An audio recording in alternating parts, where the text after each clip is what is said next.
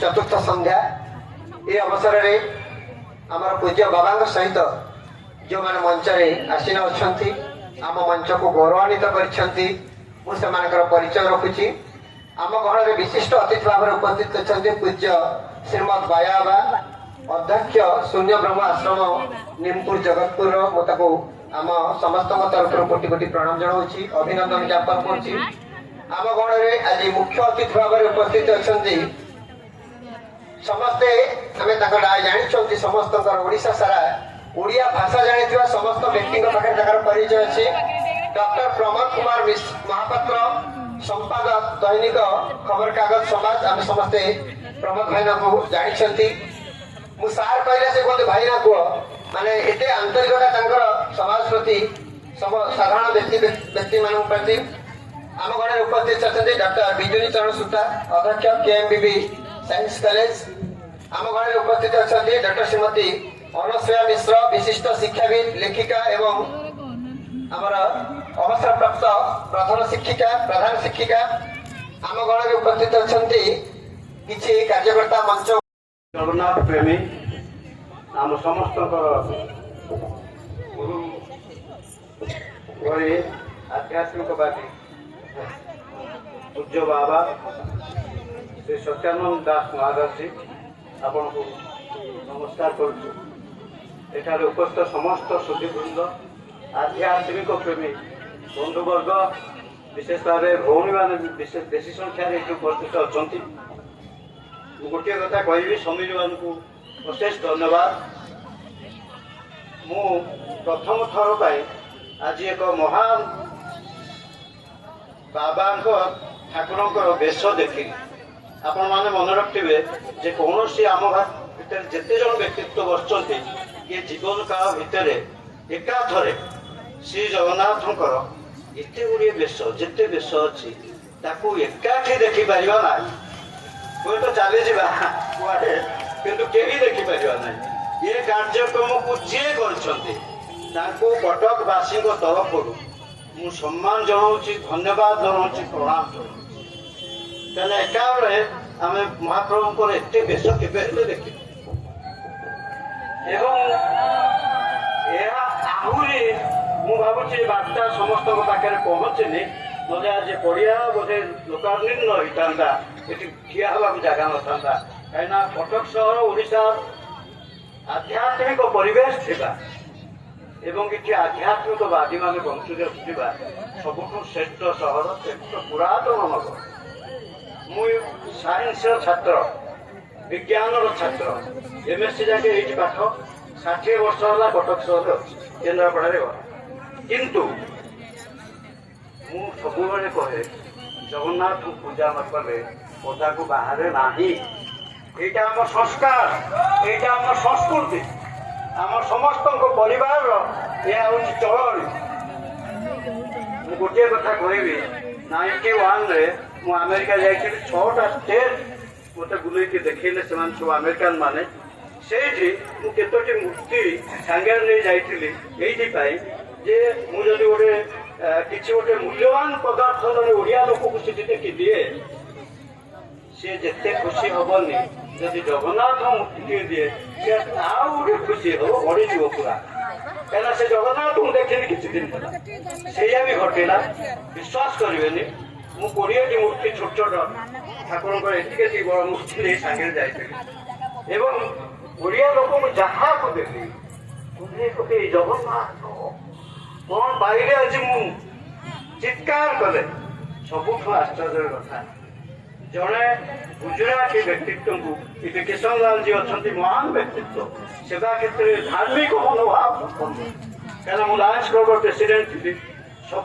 Marwari society की मुझे समस्त सपोर्ट कर एत आध्यात्मिकवादी किशन लाल जी तार परिचय एवं से व्यक्ति जनक मो जगन्नाथ मूर्ति नहीं हठात आसी मो पाद धुई आप बयस बड़ 91 कथा देखो ମୁଁ କହିଲି ଆପଣ ନା ଆପଣ ଜଗନ୍ନାଥ ଦେଶାଏ ଓ ପ୍ରଭୁ ଜଗନ୍ନାଥ क्या हुआ आज जगन्नाथ देश आया एक देखा मैं नमस्कार करा जगन्नाथ परिचय बाहर देखा हो ମୁଁ ତାଙ୍କୁ ପଚାରିଲି ଯେ ଭାଇନା ମୁଁ ବଡ଼ ଭଉଣୀକି ବିବାହ କରିଥିଲେ ବଡ଼ ଭାଇ ପାଏସ୍ ଅଫିସର ତୁମେ କ'ଣ ଜଗନ୍ନାଥଙ୍କୁ କଥା କହିବାର ଦେଖିଛ ନା କି କଥା ସବୁଦିନ ତ ଜଗନ୍ନାଥଙ୍କ ଚାବି ଖୋଲି ଖୋଲା ହେଉଛି ମନ୍ଦିର ଦେଖିଛ କି ଗର୍ବ କଲେ ସେ ଚାପା ମାରିବେ କି ଆଜି ଦୁର୍ଭାଗ୍ୟବଶତଃ ପବିତ୍ର ତାକୁ ତାକୁ ଆଣିପାରିଲେ ନାହିଁ ଜୀବନ୍ତ ଜଗନ୍ନାଥ 25 ଥର ଛପା ହେଲା ପବିତ୍ର ନାମ ଛାପୁଛନ୍ତି ବାଣ୍ଟୁଛନ୍ତି ଏବଂ ଏତେ ପପୁଲାର ହେଇ ସେ ବହି ମୁଁ ସ୍ୱାମୀଜୀଙ୍କୁ ଖଣ୍ଡେ ଦେବି ଆଉ ଆଜି ଲକ୍ଷ୍ୟକାର ମୁଁ ଆଣିପାରିଲି ଗୋଟିଏ କଥା କହି ମୁଁ ବକ୍ତବ୍ୟ ସାରିବି କାରଣ ଯେତେ କଥା କହିଲେ ବି କେନ୍ଦ୍ରାପଡ଼ାରେ 2 ଜଣ ମନ୍ତ୍ରୀଙ୍କ ସହିତ ମନ୍ତ୍ରୀ ଲୋକମାନେ କହିଲେ ଆମେ ଶୁଣିବୁ ନାହିଁ ଆପଣ ବସନ୍ତୁ ଆମେ ଜଗନ୍ନାଥଙ୍କ କଥା ବୁଝିଲେ ଇଏ ହେଉଛି ଆମ ରକ୍ତର କଥା ଆମ ସଂସ୍କୃତିର କଥା ଆମ ମାଟିର କଥା ସବୁରି ମୂଳରେ ରହି ଜଗନ୍ନାଥ କଥା କିଛି ଦିନ ତଳେ ଯେତେବେଳେ ଏକ ନବକଳେବର ପଡ଼ିଲା ଆପଣମାନେ ଜାଣନ୍ତି କି ନାହିଁ କେତେ ଚମତ୍କାର କଥା ଦେଖନ୍ତୁ ନବକଳେବରରେ କସ୍ତୁରୀ ହିଁ ଆବଶ୍ୟକ କସ୍ତୁରୀ କୋଉଠୁ ଆସେ କିଏ ଯୋଗାଏ ନେପାଳର ମହାରାଜା ଯୋଗାନ୍ତି ମନ୍ଦିରକୁ ଏଠୁ ମନ୍ଦିରରୁ ଖବର ଗଲା ଯେ ଆମର ଏ ବର୍ଷ ନବକଳେବର ଆପଣ ଦୟାକରି କସ୍ତୁରୀ ପଠେଇବେ ଏବଂ ସେ ଚିଠିଟା ପାଇଲେ ସେମାନେ ନେପାଳ ରାଜାଙ୍କ ବିଦେଶ ଗସ୍ତରେ ଯାଇଥିଲେ କାହିଁକିନା ସେଟା କଲେକ୍ସନ ହୁଏ 80-84 କସ୍ତୁରୀ ମୃଗ ପାଖରୁ ସେଟା କଲେକ୍ସନ ହୁଏ ଅନଲେସ୍ ଆଣ୍ଡ ଅନଟିଲ୍ ରାଜା ପରମିଶନ ଦେବେ ଯେ ତାଙ୍କଠୁ କଲେକ୍ସନ କର ସେ ଯାକେ ହବନି ରାଜା ବାହାରକୁ ଯାଇଛନ୍ତି ତେଣୁ ପରମିଶନ ନ ଦେବାରୁ ସେଦିନ ତାଙ୍କ ପ୍ରାଇଭେଟ ସେକ୍ରେଟାରୀ ରାଜାଙ୍କର ଲେଖିକିରି ଏଠି ଜଗନ୍ନାଥ ଟେମ୍ପୁଲ ଆଡମିନିଷ୍ଟ୍ରେଟର ତାକୁ କାହାକୁ ପଠେଇଲେ ଯେ ରାଜାଙ୍କ ପାଖରୁ ପରମିଶନ ନାହିଁ ଆମେ କସ୍ତୁରୀ ଦେଇପାରିବୁ ନାହିଁ ସେ ଚିଠିକା ଆଡମିନିଷ୍ଟ୍ରେଟର ପାଇଛନ୍ତି ଅତି ଚମତ୍କାର ଲୋକ ମୁଁ ତାଙ୍କ ସାଙ୍ଗେ ବହୁତ ପରିଚିତ ମୁଁ ଓଡିଆ ତାଙ୍କ ପୂର୍ବର ଆମ ଏ ସାହିରେ ତାଙ୍କ ଘର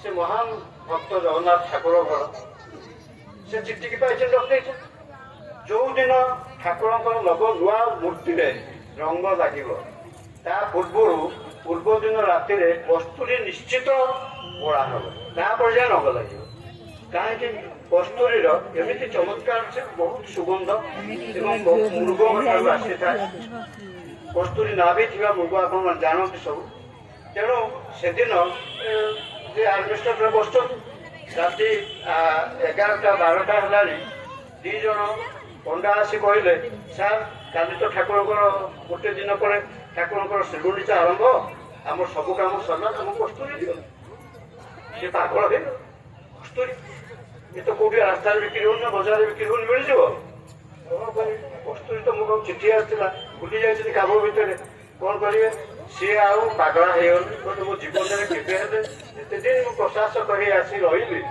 ଜଗନ୍ନାଥ ମନ୍ଦିରରେ ଶେଷରେ ରହିଲି ଭଗବାନ ମୁଁ ଅପମାନିତ ହେଇ କାଲି ଦାଣ୍ଡରେ ପଡ଼ିବି କସ୍ତୁରୀ ନ ଲାଗିଲେ ରଙ୍ଗ ଦିଆ ହବନି ସେଥର ସେ ବର୍ଷ ଠାକୁରଙ୍କର କିଛି କାମ ହବନି ଆଉ ବନ୍ଦ ହେଇଗଲା ନବକଳେବର ହେଇପାରିବନି କାରଣ ଯୋଉ ନିୟମ ସବୁ ଅଛି ତାକୁ କେହି ବନ୍ଦ କରିପାରିବେ ନା ଏ ପାଗଳା ହେଇଗଲେ ବିଶେଷ ତାଙ୍କର ସ୍ତ୍ରୀ ଡାକୁଛନ୍ତି କଣ 11ଟା 12ଟା 1ଟାଏ ହେଲା ତୁମେ ଆସୁନା ଖାଇବନି ନା ଯେ ଆସିବନି ଠାକୁର ପାଖରୁ ନା ମତେ କିଛି କହିବନି ତୁମେ ସେ ପାଗଳା ହେଇଗଲେ ପୁରା କହିଲେ ମୁଁ କଣ କରିବି ଏପଟ ସେପଟ ବୁଲୁଛନ୍ତି ଆଉ ତ ନିଦ ହଉନି କଣ କରିବେ ଜଗନ୍ନାଥ ତାଙ୍କ ମନ୍ଦିର ଭିତରେ ମୁଁ ଏଣେଇ ଥିଲାବେଳେ ମୁଁ ଯାଇଛି ଦେଖିଛି ଏଣେଇଙ୍କ ଯୋଉ ଆଡମିନିଷ୍ଟ୍ରେଟର ବସନ୍ତି ତାଙ୍କ ମୁଣ୍ଡ ଉପରେ ଜଗନ୍ନାଥ ଅଛନ୍ତି ଆଗରେ ବି ଜଗନ୍ନାଥ ଅଛନ୍ତି ମୂର୍ତ୍ତି କହିଲେ ମୁଁ ମହାପ୍ରଭୁ କି ଭୁଲ କଲି ମତେ କ୍ଷମା କରନ୍ତୁ ଆଜି ମୁଁ ତାକୁ ଆତ୍ମାହୁତି ଦେବି ଆଉ ବାଟ ମୋର କିଛି ନାହିଁ ନିଶ୍ଚିତ ମୁଁ ଆତ୍ମାହୁତି ଦେବି କାହିଁକିନା ମୁଁ ଇଏ କଳଙ୍କରୁ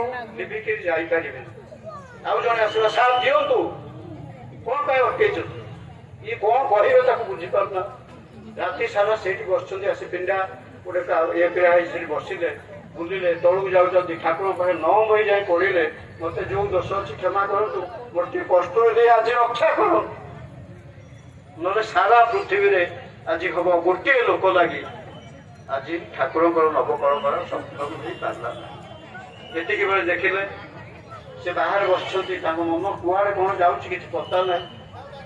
ଏବଂ ଦେଖିଲେ ଦିଓଟି ଲୋକ ତାଙ୍କ ଗେଟ୍ ପାଖରେ ଠିଆ ହେଇଛନ୍ତି ଏବଂ ଗାମୁଛା ପିନ୍ଧୁଛନ୍ତି, ଠିଆ ହେଇଛନ୍ତି। ସେମାନେ କହିଲେ ନା, ସେମାନେ ସେ ଦି ଜଣ ଜଗନ୍ନାଥଙ୍କ ମନ୍ଦିର ପାଖରେ ଦି ଜଣ ଥିଲେ। ସେ କହିଲେ ଯେ ଆମେ ଟିକେ କାହାକୁ ଗୋଟେ ଜିନିଷ ଆଣିକି ଦେବୁ। ଆପଣମାନେ ଜାଣନ୍ତି ଯିଏ ସୁନା ରୂପା ସବୁ ବଡ଼ ବଡ଼ ଜିନିଷ ଆଣନ୍ତି, ସେ ମନ୍ଦିର ଟେମ୍ପୁଲ ଆଡମିନିଷ୍ଟ୍ରେଟର ଅଫିସରେ ନେଇ ତାକୁ ଡିପୋଜିଟ୍ କରି ରସିଦ ନେଇ ଯାଆନ୍ତି। ତାଙ୍କୁ ଦି ଜଣ କହିଲେ ଯା, କ'ଣ ଆଣିଛ? ନା ଆଣିଛୁ ଗୋଟେ ଜିନିଷ ପାଇଁ ଅଛି, ଯାହା ଯାହା ସେଠି ଅଛନ୍ତି ଆଡମିନିଷ୍ଟ୍ରେଟର ଅଫିସରେ ଦେଇଦେବୁ। ମନ୍ଦିର ପ୍ରଶାସନ ଅଫିସ ଆଗରେ ବାହାର ଗୋଟେ ରାସ୍ତା କଡ଼ରେ ଡାହାଣ ପଟେ ସେ ଦି ଜଣ ଆସି ଲୋକ ଜଣେ ଦି ଜଣ ଜଣେ ଠିଆ ହେଇଛି ଦେଖିଲେ ରାସ୍ତା ଉପରେ। ସେଠୁ କହିଲେ କ'ଣ ପାଇଁ ଠିଆ ହେଇଛ ତୁମେ? ପ୍ରଶାସନ ତାଙ୍କୁ ପଚାରୁଛ। ସେ ସାର୍ ମୁଁ ଗୋଟେ ଜିନିଷ ଆଣିଛି ଦେବି। ଆଚ୍ଛା ଆଚ୍ଛା, ଜିନିଷ ଆଣିଛ, କ'ଣ ଜିନିଷ ଦେବ? ଆଙ୍କର ତ ମୁଣ୍ଡ ଖରାପ, ଯେ କସ୍ତୁରୀ କୋଉଠି ମୁଁ ପାଇବି, କିଏ କୋଉଠି ଆଣେ, କିଏ ଜାଣେ, ଯାହା ଆଣନ୍ତି ସବୁ ସେଇଠି ରାତିରେ ଦେଇଦେଇ ଯାଆନ୍ତି, ଅଫିସ ବନ୍ଦ ଥାଏ। ସେ ପାଗଳା ଫିକା ଏପଟ ସେପଟ ଦଉଛନ୍ତି। ଘର ଭିତରକୁ ପଳେଇ ଗଲେ, ଭୁଲିଗଲେ ଯେ ଲୋକଟା ଠିଆ ହେଇଛି। ତାପରେ କିଛି ସମୟ ଆସିବ ସେ ଠିଆ ହେଇଛି, ଗୋଟେ ଲୁଗା ଖଣ୍ଡେ ପିନ୍ଧି, ଗାମୁଛା ଖଣ୍ଡେ ପିନ୍ଧି, ଗୋଟେ କାନ୍ଧରେ ଖଣ୍ଡେ ବାଡ଼ି ପକେଇଛି, ଏମିତି ଠିଆ ହେଇଛି। ସାଧାରଣ ଲୋକ ଟିକେ ଗାଁରୁ ଅଛି। କ'ଣ ପାଇଁ ବାବା ତୁମେ ଠିଆ ହେଇଛ? ମୁଁ ଦେଖିଲି ଘଣ୍ଟା ହେଇଗଲା। ନା ସାର୍ ଗୋଟେ ମୋର ଜିନିଷ ଆଣିଛି, ନିଅନ୍ତୁ। ସେ ସେଠୁ କହିଲେ କି ଜିନିଷ ବାବା? ନା ଆପଣ ଆସି ମୋଠୁ ନିଅନ୍ତୁ। ମୁଁ ଗୋଟେ ଜଙ୍ଗଲ ଭିତରେ ଥିଲି, ମୁଁ ଆସିଛି ଆଜ୍ଞା ଗୋଟେ ଜିନିଷ ଦେବା ପାଇଁ ଆପଣଙ୍କୁ। ଏଇ ସମୟରେ ଆସି ଠିଆ ହେଇଛି କିଏ? ନା ପଣ୍ଡା ଆସିଲାଣି, ରାତି 5ଟା ହେଲାଣି, ମାନେ ସେ ଚନ୍ଦ୍ର ଦେଖା ଦେଉଛନ୍ତି ସଜା ହେଇକି। ସେ କହିଲେ କ'ଣ ଆଣିଛ କୁହ ମତେ? କସ୍ତୁରୀ ଆଜ୍ଞା। ସେ ପାଗଳା ହେଇଗଲେ। କ'ଣ କହିଲ, କ'ଣ କହିଲ ବାବା? କସ୍ତୁରୀ? ନା ସାର୍ ଦିଅନ୍ତୁ। ଗୋଟେ ହାଣ୍ଡିରେ ବନ୍ଧା ହେଇ ଉପର ପକା ହେଇଛି। ତାଙ୍କ ହାତକୁ ବଢ଼େଇ ଦଉ ଦଉ ସେ ଅଣନିଶ୍ୱାସ ହେଇଗଲେ, ସେନ୍ସଲେସ୍ ହେଇଯିବେ। ଏଇ ସମୟରେ ପଣ୍ଡା ଆସି ଠିଆ ହେଇଛି, ଧରିଦେଲା ତାକୁ। ସାର୍ ସେ ଲୋକ ଚାଲିଗଲା ଦେଇଛି। ଆପଣ, ମୁଁ 94 ବର୍ଷ ମତେ ହେଲା, ମୁଁ ଏ ବାବା ଠାକୁରଙ୍କର କସ୍ତୁରୀ ସେବାରେ ରହିଛି। ଆଜି କେବେ ବି ଏତେ ସୁଗନ୍ଧିତ କସ୍ତୁରୀ ମୁଁ ଦେଖି ନାହିଁ। ଆପଣ ଆକୁ କୋଉଠୁ ପାଇଲେ? ସେ କ'ଣ କହିବେ ଉତ୍ତର ଆଉ ଦେଲେ? ଦୌଡ଼ିଲେ, ସେ ଲୋକ ଖୋଜିଲେ, କୁଆଡ଼େ ଗଲା ସେ ଲୋକ? ଗରିବ ଲୋକଟି ଟିକେ ଠିଆ ହେଇଥିଲା, ଟିକେ ଶ୍ୟାମଳ ବର୍ଣ୍ଣର ଲୋକଟିଏ, କିନ୍ତୁ ତା ମୁହଁରୁ କିଛି ଗୋଟେ ବାହାରିଲା ବି ଆମର ଲାଗୁଥିଲା। ସେ ଲୋକ ଗଲା କୁଆଡ଼େ ଦୌଡ଼ିଲେ, ଖୋଜିଲେ, ଯୁଆଡ଼େ ପାଇଲା ଆଉ ନା। ଇଏ ହଉଛି ଜଗନ୍ନାଥଙ୍କର ମହିମା। ସେ ପୁସ୍ତକରେ ଏଇଭଳି ଭାବେ କେତେ ତଥ୍ୟ ରହିଛି। ସିଏ ପଢିଛନ୍ତି, 25 ଥର ଛପା ହେଲା ମାନେ କେତେ ହଜାର ବହି ଛପା ହେଇଛି ଆପଣ କଳ୍ପନା କରନ୍ତୁ। ମୁଁ ଯଦି ଏମିତି କହୁଥିବି ଘଣ୍ଟା ଘଣ୍ଟା ଧରି ଆପଣ ଏଠି ଉଠିବେନି। ସମସ୍ତେ ମୋର ନିବେଦନ ଯେ ଆମର ସଂସ୍କାର, ଆମର ସଂସ୍କୃତି, ମୁଁ ଆମେରିକା ଯାଇ କହିକି ଆସେ। ସବୁଦିନ ସକାଳ ଗୋଟେ ମିଟିଂ, ସନ୍ଧ୍ୟାବେଳେ ମିଟିଂ। ମୁଁ କହିଲି we Hindu people, what is our tradition, what is our culture, early morning we wake up. ପ୍ରଥମେ ସକାଳୁ ଆମେ ଉଠୁ, କୁଆଡ଼େ ଯାଉ? Straight go to our father and mother. ପ୍ରଥମେ ଯାଇ ଆମ ବାପା ଏବଂ ମାଆଙ୍କ ପାଖକୁ ଯାଉ। କ'ଣ କରୁ ସେଠି? ତାଙ୍କ ପାଦକୁ ଛୁଁ, ମୁଣ୍ଡିଆଟିଏ ମାରୁ। ସେଟା ଯେମିତି ହାତ ଦେଖାନ୍ତି। ସେ ଯୋଉ ଦିଟା ହାତର ଆଶୀର୍ବାଦ ସାରା ଦିନ ଆମକୁ ସୁରକ୍ଷିତ ବଳୟ ଭିତରେ ରଖେ। କି ଚମତ୍କାର ଆମର ସଂସ୍କୃତି। ଆପଣଙ୍କ ପିଲା କାହାନ୍ତି ମୋତେ ଦେଖାନ୍ତୁ। 23 ଜଣଙ୍କ ଘରେ ରହିଲି, ସମସ୍ତଙ୍କୁ ଏଇ କଥା ପଚାରିଲି। ସେ କାଠ ହେଲେ, why you are returning back to India? We will provide you all every type of activity. ମାନେ ଆପଣଙ୍କୁ ଘର ମାଗଣାରେ ଦଉଛୁ, ଇଏ କରୁଛୁ। ଆପଣଙ୍କ ଯୋଉ ବାର୍ତ୍ତା ଏ କାହା ପାଖରେ? ଆମକୁ ସବୁ ସଂସ୍କାରିତ। ଗୋଟେ ଲୋକ ତା ପୁଅ ବାହାରେ ଯାଇ ରହିଛି, 10 ବର୍ଷରୁ ଘର ଛାଡ଼ି ଯାଇଛି। ମୁଁ ସେ ଆସିବ ତାକୁ ଆଣି ତା ଘର ଛାଡ଼ି ଆସିବ। ଇଏ ହଉଛି ଆମର ସଂସ୍କାର, ଇଏ ହଉଛି ଆମ ଦେଶ, ଇଏ ହଉଛି ଆମ ମାଟି। ଏ ଯୋଉ ମହାତ୍ମା ମାନେ ବସିଛନ୍ତି, ତାଙ୍କର ମାନେ ତାଙ୍କର ଯୋଉ କାର୍ଯ୍ୟକ୍ରମ, ସାରା ଜୀବନ dedicated life for home, for our society. ଆପଣମାନଙ୍କ ପାଇଁ ସ୍ୱାମୀଜୀ ଆଜି ବସିଛନ୍ତି, ଠାକୁର ମାନେ ଇଏ ହେଇଛନ୍ତି। ଏ ଯୋଉ ମହାନ କାର୍ଯ୍ୟକ୍ରମ ଆଜି କରିଛନ୍ତି କଟକ ସହରରେ ଗର୍ବ ଲାଗୁଛି ଯେ ଗୁଡ଼ିଏ ଲୋକ ଆମେ କେବେ ହେଲେ ସାରା ଜୀବନରେ ଠାକୁରଙ୍କର କୌଣସି ଏ ଯୋଉ ବେଶକୁ ଦେଖିପାରିବାନି। ଗ୍ୟାରେଣ୍ଟେଡ କେତେ ଜଣ ଦେଖିପାରିନଥିବେ, ପୁରୀରେ ଯିଏ ଅଛନ୍ତି ହୁଏତ ଦେଖିପାରିବେ, କିଏ ବିଭିନ୍ନ କାର୍ଯ୍ୟକ୍ରମ ଭିତରେ ବ୍ୟସ୍ତ ରହି ଦେଖିପାରିବେ। ଏ ମହାନ କାମ କରିଥିବାରୁ ଯେଉଁମାନେ ଏଥିରେ ସମ୍ପୃକ୍ତ ସେମାନଙ୍କୁ ଧନ୍ୟବାଦ ଜଣାଉଛି। ବ୍ୟକ୍ତିଗତ ଭାବେ ନମସ୍କାର କରୁଛି। ମୁଁ ସମାଜ କାମରେ ବ୍ୟସ୍ତ, ରାତି 2ଟା ଟିକେ ରହେ ସେଠି, ସବୁଦିନେ ଆପଣମାନଙ୍କୁ ଧନ୍ୟବାଦ ଦେଇ ବାବାଙ୍କୁ ପ୍ରଣାମ ନମସ୍କାର କରୁଛି। ଧନ୍ୟବାଦ। ଆମେ 84 ଦୁର୍ନୀତି ଭ୍ରମଣ କଲେ ଏବଂ ଅତିକ୍ରମ କଲେ। ଶେଷକୁ ଭଗବାନ ଆମକୁ ସୁନ୍ଦର ନରଜନ୍ମଟିଏ ଦେଲେ, ଯାହାକୁ ଆମେ ସାକାର କରିବା ପାଇଁ ଆଜି ସତ୍ୟାନନ୍ଦୀ ମହାରାଜ ଯେଉଁ କଥା କରୁଛନ୍ତି ବା କରାଉଛନ୍ତି, ଇଏ ଛୋଟିଆ କଥା ନୁହେଁ, ଇଏ ବହୁତ ବଡ଼ ଉଚ୍ଚକୋଟୀର କଥା। ସେଇ ଜଗନ୍ନାଥଙ୍କ କଲ୍ୟାଣରେ ଇଏ ସବୁ ଚାଲୁଛି। ଇଏ ଯିବ ସାଧୁ ସଙ୍ଗ ବିନୁ ଲବିନ ପାରେ ମୋର ତମୁ, ଜଗନ୍ନାଥ ଦାସ ଗୋସ୍ୱାମୀ ଭାଗବତରେ କଥା। ସେଇ କଥାଟା ତମକୁ ବର୍ଷକେ ଥରେ ସେ ଦର୍ଶନ ଦେଇ ତାଙ୍କର ଯୋଉ କଥା ଅମୂଲ୍ୟ କଥାକୁ ସେଇ ଜଗନ୍ନାଥଙ୍କ ବାଣୀଟି କହୁଛନ୍ତି, ଇଏ ଛୋଟିଆ କଥା ନୁହେଁ। ହୃଦୟରେ ଥରେ ଭାବି ଦେଖ, ଇଏ ଯୋଉ ମହାପ୍ରସାଦ ବଣ୍ଟା ହଉଛି ଆଉ କଣ ଜୀବନରେ ମିଳିବ ନାହିଁ। ଆପଣମାନେ ଆନନ୍ଦରେ ଗ୍ରାସ କରୁ, ଖାଲି ଯେ ଖାଦ୍ୟ ହେଲେ ତା ନୁହେଁ, ଯୋଉ ଆକୁ ଅନୁଭବ କରନ୍ତି ସେଇ କଥା ଅନୁମାନ ହେଇଯାଏ। ତେଣୁ ସେ ପ୍ରଭୁ ସବୁବେଳେ ସମସ୍ତଙ୍କ ହୃଦୟରେ ବିରାଜମାନ କରନ୍ତି। ତାଙ୍କୁ କେଉଁ ଭାବରେ ଆପଣମାନେ ତନକିକିରି ଦେଖ। ଆମେ କଣ କରୁଛୁ? ଆମେ ଗୃହ କର୍ମ କରି